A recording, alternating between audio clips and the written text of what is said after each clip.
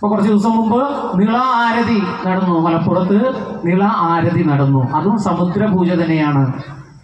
പിന്നെന്താ, കാവുകളിൽ തൊട്ടടുത്ത ആയില്യം വന്നു കഴിഞ്ഞാൽ എല്ലാ കാവുകളിലും അവിടെ പൂജയാണ്. അങ്ങനെ നോക്കിക്കഴിഞ്ഞാൽ ഈ പ്രകൃതിയെയാണ് നമ്മൾ ആരാധിക്കുന്നത് വ്യത്യസ്തമായ രൂപത്തിൽ. ഒട്ടനവധി 33 കോടി ദേവതകൾ എന്നാ നമ്മൾ പറയാം.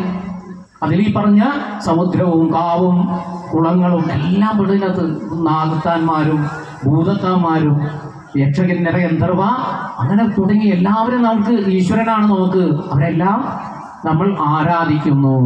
എന്നിട്ട് എന്താ ഋഷീശ്വരന്മാർ പറഞ്ഞിരിക്കുന്നത്?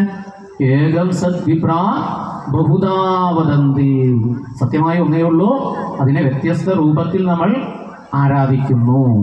അപ്പൊ ഈ കാണുന്നതെല്ലാം ആ പ്രകൃതീശ്വരന്റെ വ്യത്യസ്ത രൂപങ്ങളാണ്. അപ്പോ ഇനി വരുന്ന